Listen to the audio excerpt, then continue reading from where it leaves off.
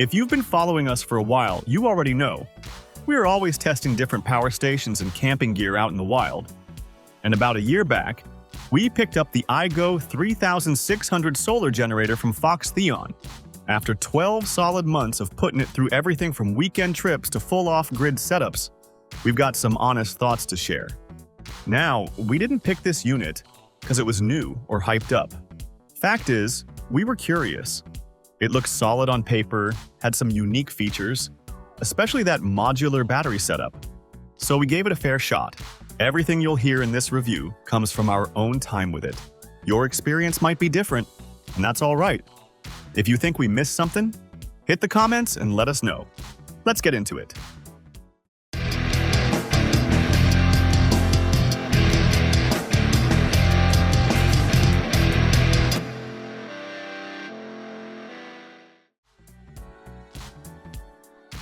We'll start with what hit us first, the packaging. We've handled a lot of power stations, but this one came wrapped like someone actually gave a damn. Thick padded bags, quality zippers, and a smart layout that made sense.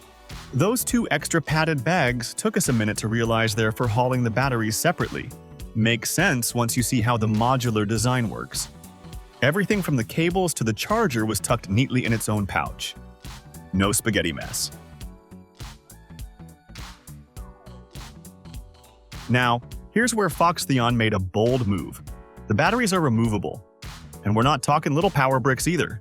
Each one holds 1800 watt-hours, and the system runs just fine with just one battery loaded in. Over the past year, this came in clutch more times than we can count. Need to charge a few phones during a short hike? Pop a battery out, toss it in a bag, and you're good. Had a situation where one of us stayed back at camp while another went out scouting, and we both had power on hand thanks to this design. It ain't perfect though, the battery release buttons can feel a bit stiff in cold weather. And you gotta seat them just right or the unit won't register. Not a deal breaker, but worth noting.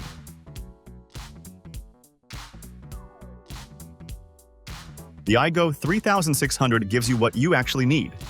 Up front, 4 AC outlets, 2 USB-A, and 1 60-watt USB-C. Around the side is same. More USB-A and another USB-C. DC input and output are right where you'd expect, along with an AC charging port on the top edge. And during our usage period, we never ran out of ports. We've powered fridges, cooktops, lighting setups, and whatnot. No overloads so far. The inverter held up good across the board. One detail we appreciated: the USB-C ports push 60 watts, which felt sufficient to fast charge most modern devices.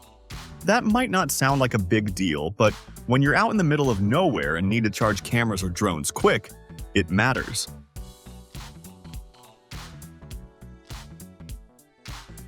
FoxTheon says the semi-solid-state lithium battery has 42% higher energy density than lithium iron phosphate. Now, after a full year, it's only fair to expect some drop in battery capacity. And we did see that. When new, FoxTheon rated this unit at 3,600 watt-hours, but after 12 months of real-world use, full drain tests gave us around 2,755 watt-hours of usable capacity, which puts it a little over 76% retention.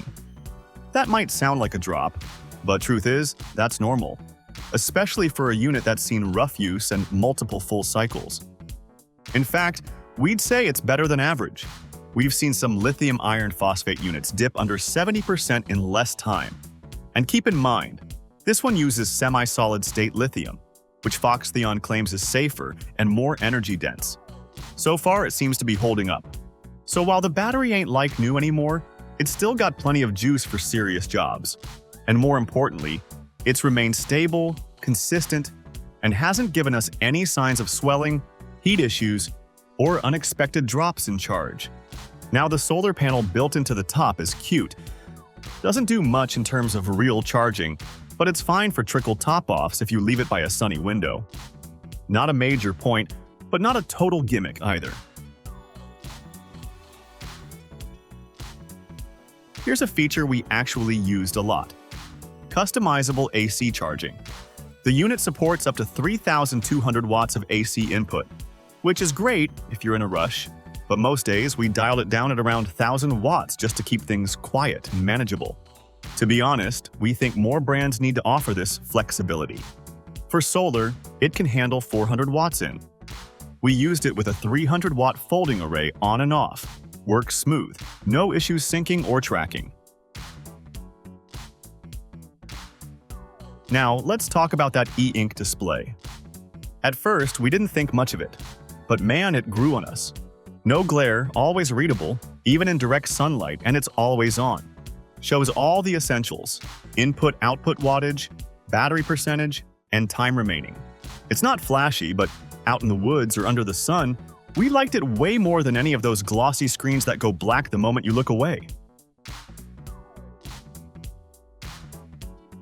During our stress test, we pushed the inverter to the max, running heavy camping tools, accessories, and charging our batteries all at once. Handled it just fine. Fans kicked in, did their job, and while they're not the quietest, we've heard worse. Also, during our usage period, we didn't face any weird thermal throttling or sudden cutoffs. That's something you don't always get in mid-tier power stations. We chalk that up to solid engineering. After a full year of use, here's the truth. The FoxTheon iGo 3600 isn't perfect, but it's capable, at least for most of your camping needs. The modular batteries are very useful. The build quality is solid. The port layout and inverter power is better than average. We'd say it's the kind of gear that's actually been thought through, not just designed for a spec sheet. Now, would we recommend it to someone looking for a compact, everyday solar generator? Maybe not. It's a little too heavy and overbuilt for casual weekenders. But if you're building an overland rig, frequently camping and living part-time off-grid, or want real backup power that can pull its weight, yeah, we'd say give it a look.